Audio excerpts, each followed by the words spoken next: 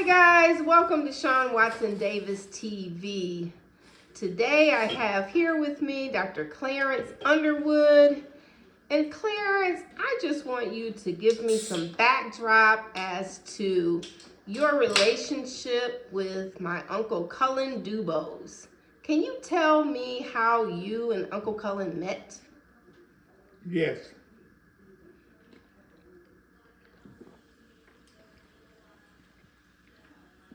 I came to Lansing, East Lansing really, Lansing, in 1955 to attend Michigan State University. And I've known Cullen just from being around, hearing from him, about him from other people. Eventually just, I don't know when we first met, I cannot recall that. But I do remember that about maybe 2000, a little before then, I would say probably 1950, 60.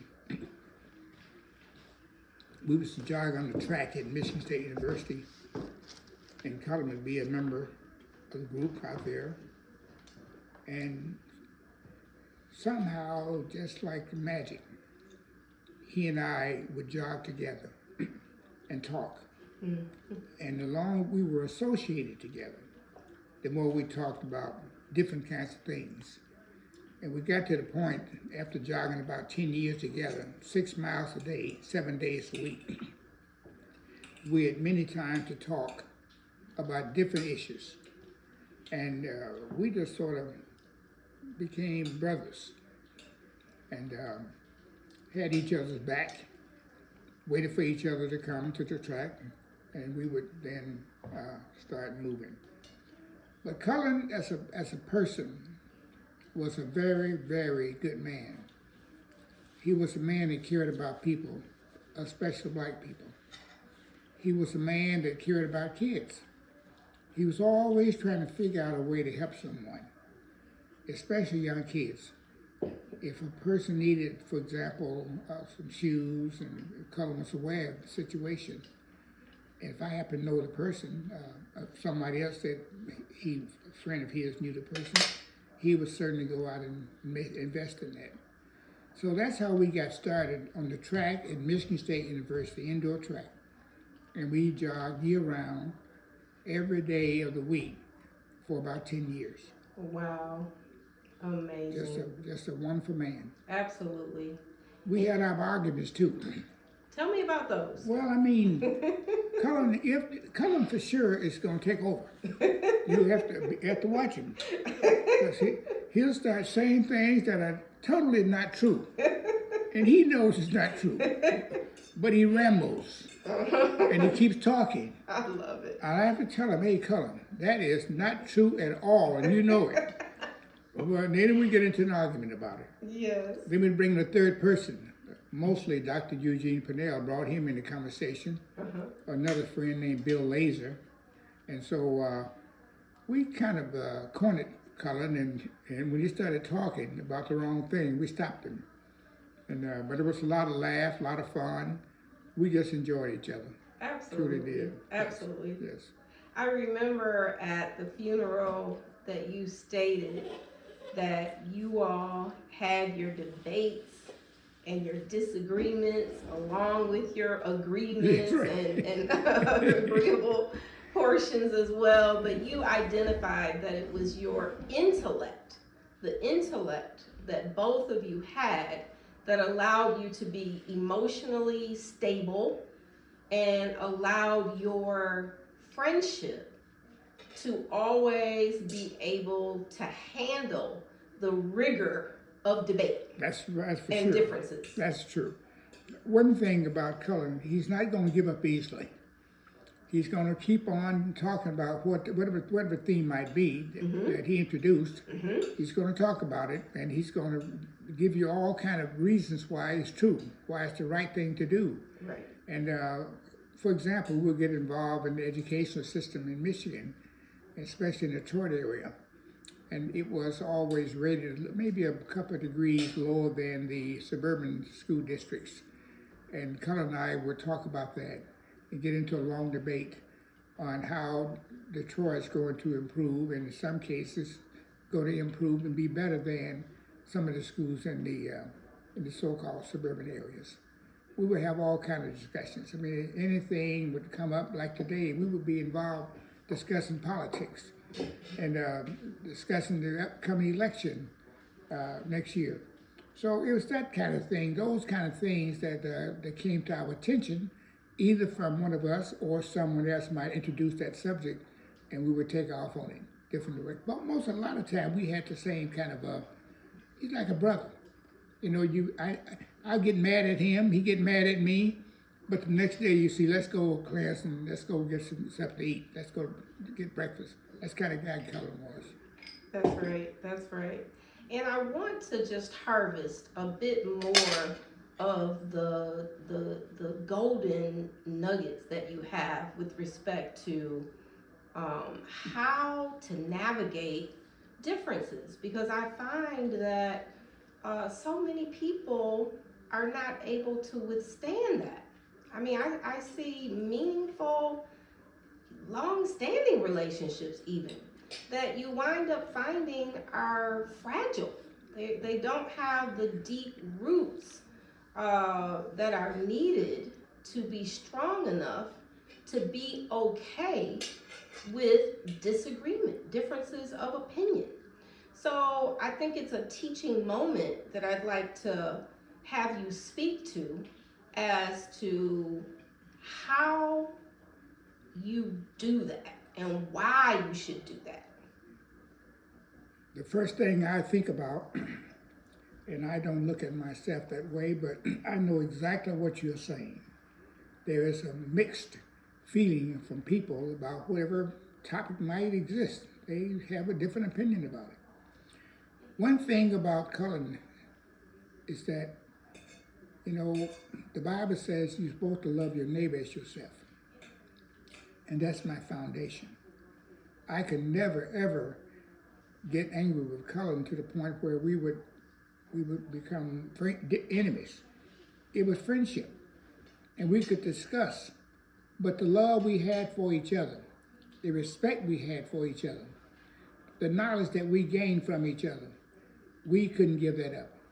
And just being with someone you really care about, deeply care about, the discussions we had, just the friendship, relationships we had, talking about children and talking about things that had happened in the past and have they improved currently. And we would get involved in all those things, but we never forgot each other. We would get it to the point where we would never curse anybody, never swore at anybody, never get to that depth. But we would certainly go out and have a beer, breakfast and coffee, and then forget all the things we talked about, and then just return to Cullen and Clarence and just talk and enjoy each other. So love was the binder, in my opinion. And I hear you when you say that, because it also says in the Bible that love never fails. So if there is fragility to the point of relationship failure, then perhaps it was not love. It was not love. No. Mm-hmm. Love never dies. I don't care what happened between two people or three or four people. Mm-hmm. If there was love, Mm-hmm. the love still exists. That's right. We prioritize love. That's right. Based on our attitude, based on the things that we do, our experiences. But love never dies. Love mends you together. Even though you may disregard it at times, you may have other issues that are more priority, more stressful, more emotional, what it might be. But the basic caring about the individual, who that person might be, how that person behaves, knowing full well that you two love each other, but you're different. And you got to respect that. You got to understand that. I can't be you, and you can't be me. But I respect you as a person. And I know that, you know, like Cullen, he tried his best, like I did, to be the best friend that we could offer each other. And that's the way it was. Amen. I get it. Love endures. Love endures.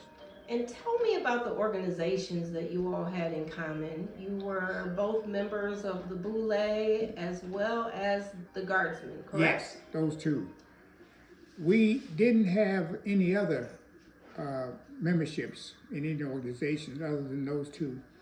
Cullen was also a member of his fraternity, and I never did join a fraternity, except that I was offered to join the Omegas at one time, but my schedule way back then was so busy, I didn't have time to, I didn't take time to manifest my need to be involved in a fraternity, and I never did, at least those other than the two you just mentioned. I understand. Yes. And could you give us a description of the Boule and the Guardsmen? How are they alike? How are they different? They are. So many have never heard of those. That's exactly the case. I hadn't heard of those either. Mm-hmm. Well, you know, there are two men groups. So I joined the Boule, I think it was about 19, maybe 75. You have to ask to be a member. You just can't volunteer. They have to ask you to come in. And like most fraternities, there's a lot of camaraderie and all those loyalties there exist there. The Boule is more educational. You have to have a college degree to be a Boule member. And also you must have a college education, and you excuse me, and you must be involved in civic organizations. Not so much a membership, but participation is very expected, and you are supposed to get involved, helping your community in ways that you can offer assistance, and pay your dues, and make sure you support your brothers, and that's about the real deal there. Okay. In terms of the Guardsmen, it's a little bit more, I would say, financial oriented. Okay. Well, you have to have, also, you must have done something great in your community. You must have the money to maintain the status in the Guardsmen. You also need a degree, and but the main thing is you must be recommended by a member, and then there's voting on it. But the difference is the Boule may get involved in some kind of social event, the national fraternity, maybe once a year, and that is primarily the annual meeting, which takes place anywhere in the world. Where in the Guardsmen, they have 3 or 4 meetings a year, and those are all social. And you know, you expect to take your better half with you, and you're there for 3 or 4 days or longer, but a minimum of 3 or 4 days when the presentations and party is going to last. And then if you want to stay longer, you can do that just as well. But the Guardsman is much more, let's say, I use the word, which is not a good word to use, but I use it, verbose. They are not so principled that they have to always follow routine, and they deviate in terms of their social activities. They can go anywhere in the world and party for 4 days, and the host of that party at that time is responsible for financing everything but the room that you sleep in. So sometimes the bill goes up to $1 million. It may go up to 2, but I don't think it has exceeded 2 that often, maybe once or twice. But all the Guardsmen party, one chapter trying to outdo the other chapter, and everything happens, it's about $1 million. I often say it's $1 million wasted, because this is not a good thing to say either, but I'm just being honest. You can have good friendships in the Guardsmen, you can, and you can certainly increase your friendships. Cullen and I, and Alina and Maurice and some others who we had a lot of fun. But also, when you go to the bathroom, most of that money's gone. Right. And so sometimes I look at it as a big waste. But it's a lot of fun to be a guardsman, to be involved in those 4 different parties they have each year. And we don't have a so-called one big party, one big meetings for the whole entire chapter. 18 chapters, members, 18 chapters around the world for the guardsmen, where the Boule may have over 100 chapters. Gotcha. And the guardsman has a quota in terms of how many members can be in your chapter. Normally it's 30, but there are some exceptions. For example, I transferred from Chicago to Lansing. And so Chicago chapter counted me as one of their members, but when I transferred to Detroit, then I became Detroit member. Now, so in the 30 that's counted, I am not counted on Detroit chapter at all, because I'm a transfer member, and they don't count transfer members as being a part of the 30. So just a different number, but same association, and certainly the same activities and enjoyment you get. Gotcha. So it sounds like the Guardsmen is an organization that pulls people together really exclusively for the connection, camaraderie, the support, the knowing of each other, of Black men who have reached a certain economic success. Yes. And the organization pulls that group together. Yes. For the support and enjoyment of one another. That's right. Got it. I would tell you this is more difficult to become a guardsman because of the numbers, 30, than it would be for a Boule member. Got it. Yes. And that's their way of keeping it more exclusive. That's exactly right. So you get to know people. Yes. You associate 4 times a year, then for 4 days or more, then you get to know people. Absolutely. Yes. I get it. Yeah.